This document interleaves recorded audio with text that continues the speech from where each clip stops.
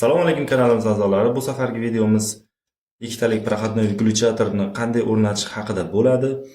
Bu turdagi vyuglyatorlar yordamida ikkita alohida yoritish guruhini siz uyingizni xohlagan joyidan o'zgartirishingiz mumkin. Bunday qurilmalar ko'pincha sizni masalan zinapoya, uzun koridorlar, ofislar, uylar uchun juda qulay hisoblanadi. Mana ko'rib turganingizdek asosiy glavniy tokimizni ulab olganmiz. Sizlarga tushunarli bo'lsin deb kabellarni tashlab hammasini ochib qo'ydim. Mana bu ikkita sim. Bittasi bitta chiroqdan, ikkinchisi ikkinchi chiroqdan kelgan sim. Bu ham juda tushunarli va sodda shaklda chiqarib qo'yilgan. Bu esa asosiy kabelimiz, ya'ni 220. Bu kabelimiz to'g'ridan-to'g'ri avtomatdan kelyapti. Bu podrazyenlikka ketgan asosiy faza sim. Bu ikkinchi podrazyenlik, ya'ni ikkinchi kalsomizga kelgan ikkita sim. Mana bu ikkitalik oq va ko'k simlar, mana bu ikkalasi, mana bu ikkala sim. Bu ikkala sim to'g'ridan-to'g'ri ikkinchi, ya'ni pastdagi kalsomizga kirib mana chiqib turibdi. Ana endi ikkita podrazyenlik o'rtasidagi liniyani ko'rib chiqamiz. Mana buni sizlarga tushunarli bo'lsin shaklda mana bunday ko'rsataman. Mana ko'rib turibsiz. Menda ikkitalik vyuglyatordan ikki qator jo'natishim kerak edi. Menda yo'qligi uchun mana bunday yasama shaklda qilib oldim. Ya'ni 3 talik simimni uchalasidan foydalanaman. Yetmagan joyiga bittalik kabelni shilib ulab qo'ydim. Endi buni mana bunday o'rtasidagi перемычка hisobida qo'yaman. Mana ko'rib turibsizlar. Bu ikkita podrazyenlik orasidagi liniya. Mana ko'rib turibsizlar. Endi buni ulanish tartibini ko'rib chiqamiz.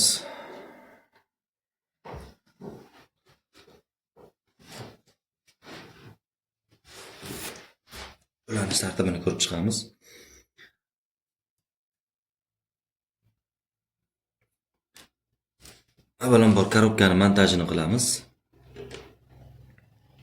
Korobkani montajini qilish uchun istalgan mana bu simimiz rangi juda farq qilmayapti. Sizlarga ko'rinayotgan bo'lsa, menda simlarim rangi yo'q ekan, ya'ni buni ochirog'ini 0 ga, to'qrog'ini fazaga ishlatamiz. Bunda ham xuddi shunday. Bittasi yashil, bittasi sariq ekan. Biz yashilini fazaga ishlatamiz. Mana. Yashilini fazaga ishlatsak, sarig'ini 0 ga ishlatamiz. Demak, 0 lar doimo lampochkalarga прямой ketadi. Vyuglyatorlar faqatgina fazani ajratadi. Unutmang. Mana fazasini qoldirdik. Bu endi navbat keyingi lampochkamizning 0 ni, ya'ni ochiroq simini 0 ga ulab qo'yamiz. To'g'ridan-to'g'ri ketadi.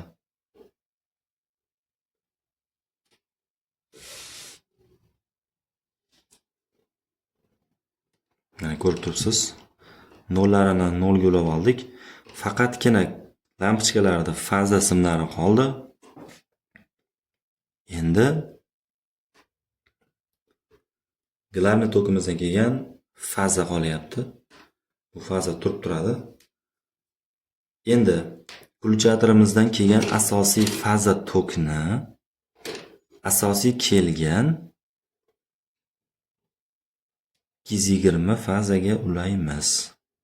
Birinchi kalsomizdan, birinchi podrazyenligimizdan chiqqan yakkalik bitta kabelni asosiy 220 fazaga ulaymiz. Menda spesialni chiqqan qisqichlarim yo'qligi uchun qo'limda bu ishlarni bajaryapman. Ya'ni izolentadan foydalanaman. Mana ko'rib turibsiz.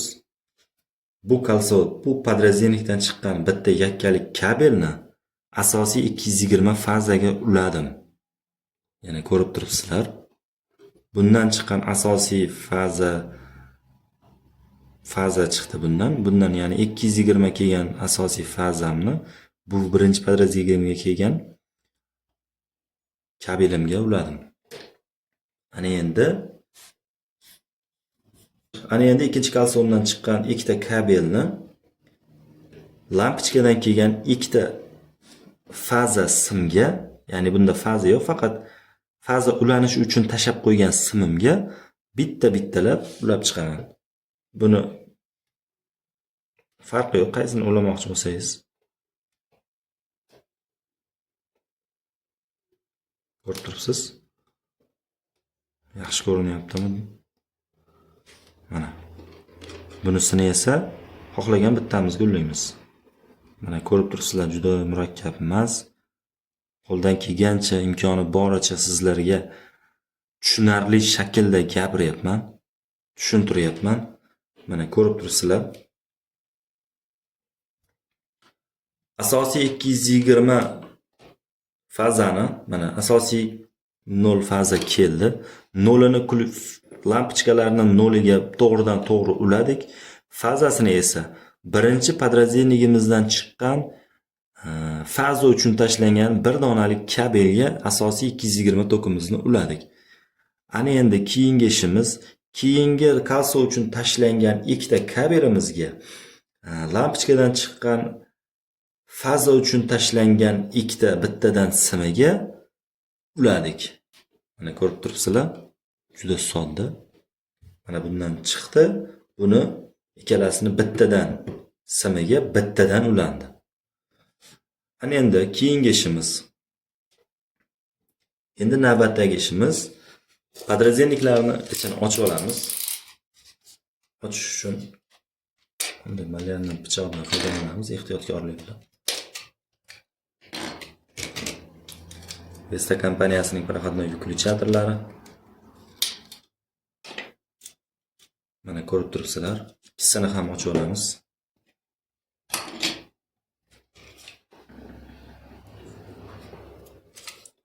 Ikkisini ham ochib olamiz.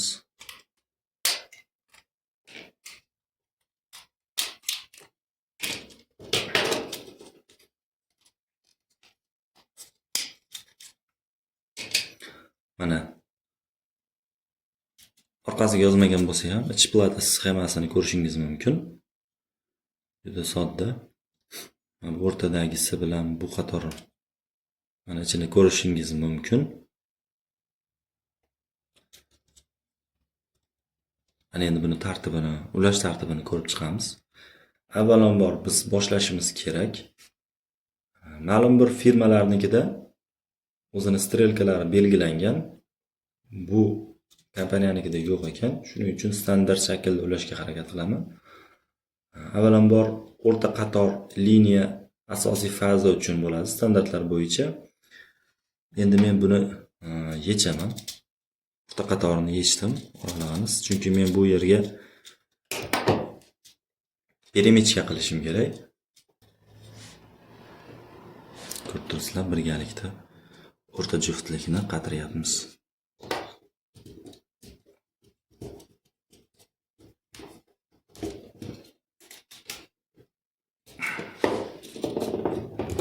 Bu safar qisdi. Ko'rib turibsizlar.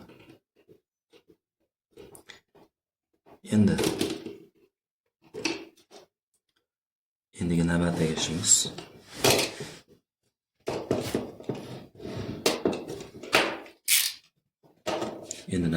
ishimiz liniyalarni birin-ketin ulashni boshlaymiz. Masalan, uchtalik kabelimizni zazemleniyasi uchun tashlangan sariq simini birinchi guruh qatorining eng tepasiga, ya'ni qaraganda chap tomonning tepa qatoriga qatiramiz. Ana endi alohida kelgan oq simimizni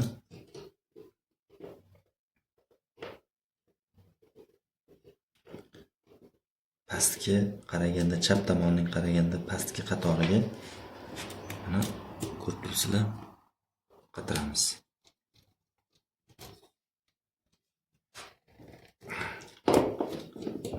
turibsizlar. Kabelimiz 3 tog'lali. Qo'shimcha 4-kabelni ham qo'yganman. Bu sariq simni qaraganda chap tomonda tok tepaga ulanyapti. O'rta qator juftligiga qaraganda sizlardan chap tomondagi tepasiga sariq, chap tomonning pastki juftligiga qatoriga oq ulanyapti. Eslab qoling, xuddi mana shu kabellar ikkinchi prohodnoy vyuklyatorimizni qaragandagi mana tepa pastni ajratib olasiz. Qaraganda chap tomonining chap juftligiga qatadi. Ya'ni mana bu yerda sariq simimiz mana ko'rinib turibdi. Sariq simimiz tepada xuddi ulangan kabi bu prohodnoy vyuklyatorimizni ham tepa qatoriga ulanadi.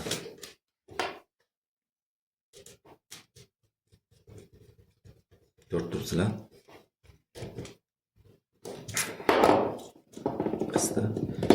Xuddi o'sha tepada ulangani kabi, tepada podrazdenikda ulangani kabi qaraganda chap tomon juftligining tag qismiga simimning alohida tashlangan oq kabeli, xuddi bu ham tomonda ham alohida tashlangan kabeli buning chapda qaraganda chap tomoni juftligining pastki qatoriga ulanadi. Xuddi shunday ulanadi.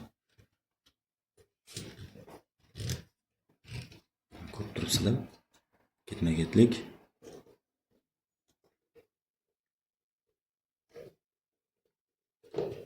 Navbatdagi ishimiz. Endi kabelimizda qolgan ikkita ko'k bilan oq kabelimizni qaraganda o'ng tomon, ya'ni vyuklyatorning orqa tomonidan qaraganda chap tomoniga uladik. O'rta qatoriga asosiy fazani uladik va undan pastga peremechka qildik va endi qaraganda o'ng tomon juftligining tepa qatoriga xohlagan bitta kabelimizni ulaymiz. Ko'rib turibsizlar mana. Men oqini uladim. O'ng tomon burchagiga.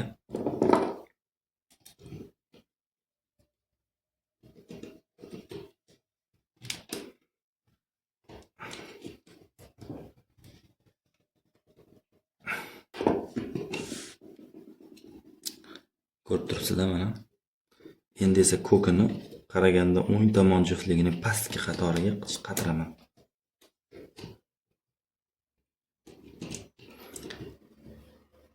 Mana shunday razvedkalar qatirishda, mana shunday teshiklarga qatirishda doimo tanasiga ahamiyat berishni so'rardim. Mana misol uchun bu teshik ikkita bo'ladi. Bu ikkitaning bu tomoniga qilsangiz, masalan teshik ikkita bo'lsa, mana bu samareza ichidagi bolti, ya'ni samareza bolti qaysi tomonga qarshi tomoniga qaratib qo'ysangiz, mana masalan bu ichidagi bolti buraganda o'ng tomonga qatadi. Xuddi o'shanday qatiradigan simingizni o'sha tortadigan tomonga qo'ysangiz, samarez qatganda, ichidagi bolti qatganda bu simingiz ham o'sha tomonga qarab qisadi. Agar siz bu tomoniga qo'ysangiz, kabelingizni bu tomonga ichidagi boltini qatirganingizda bolt o'ng tomonga burilgani hisobiga buni qaytarib chiqarib olish ehtimoli bor. Mana kabelimizda qolgan ko'k va oq kabelni ikkinchi tomonda ham bor, mana turibdi. Xuddi shuni endi biz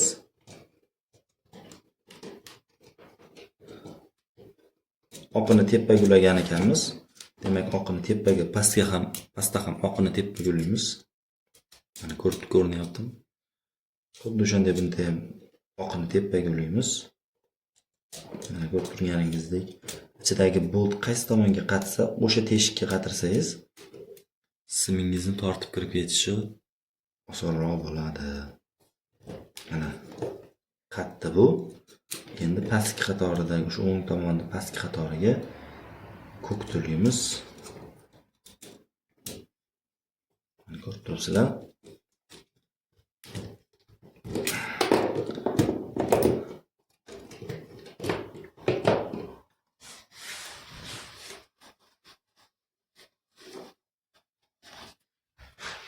Yana bir bor tushunmaganlar uchun tushuntirib o'taman. Glavniy 220. 220 dan birinchi podrazdeleniya uchun tashlangan asosiy bitta kabel. U kabel birinchi podrazdeleniya, birinchi proxodnoy выключателimiz o'rta qatoriga ulandi. Mana ko'k. Bu 220 asosiy tok. Asosiy tokimiz o'rta qatoriga ulandi. O'rta qatoriga bitta sariq sim bilan pastki qatoriga перемечка qilindi. Ana endi qaraganda chap tomon juftligiga, tepa pastiga kabelimizning sariq va oqi ulandi. Xuddi shunday pastki qatordagi proxodnoy выключателini qaraganda chapiga mana bitta sariq, mana bitta sariq. Sizlarga ko'rinishi oson bo'lsin. Qaraganda chapiga bitta sariq, mana yuqorisiga bitta sariq, pastiga esa xuddi o'shanday oq ulandi. Mana oq ulandi. Qaraganda o'ng tomondagi proxodnoy выключателimizning juftligiga yana bitta oq kabelimiz, yana bitta ko'k kabelimiz ulandi. Xuddi shu kabel mana bu перемечка orqali kirib kelib, mana ko'ki pastga, oqi esa tepaga ulandi. Ko'rib turganingizdek, pastki ikkinchi выключателimizni o'rta qatori bo'sh qoldi. Bu qatorga ana endi korobkamizdan kelgan ikkita faza uchun kelgan chiroqlarning kabeliga ulaymiz. Buni farqi yo'q. Ko'kini pastga, pastini oqini tepaga farqi yo'q. O'zingizga qulay shaklda ulaverasiz. Mana men bitta oqini yuqori qismiga ulashni boshladim.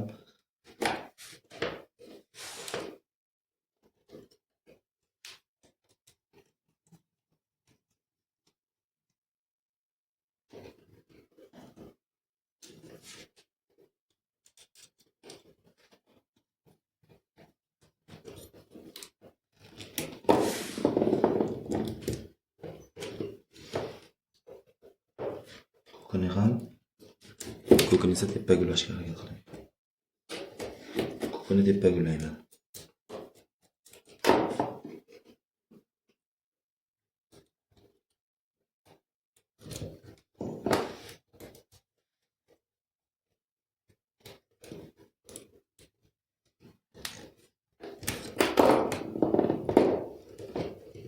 Ko'rib turibsiz. Lampochkalardan kelgan ikkita kabelni uladim. Endi bularni o'rnatamiz. Avtomatni ko'tardim. Ana endi выключателlarimizni yuza qismini qo'yamiz. Hozir tepa-past shakl. Ana endi tekshirib ko'ramiz. Bismillah. Yondi. Ikkinchisidan o'chirdik. Yondirdik. Ikkinchisi ham mana bunday bo'ladi. Ikkinchi chirog'imiz uchun tashlangan klavish yondirdi. Ikkinchisi esa o'chirdik. Birinchisini yondirdik, ikkinchisida o'chirdik, birinchisida yondirdik, ikkinchisida o'chirdik. Kanalga obuna bo'ling, like bosing, qo'ng'iroqcha belgisini yoqing. Barchangizga omad. Shu bilan bugungi videomiz tugadi. Hammangizga rahmat.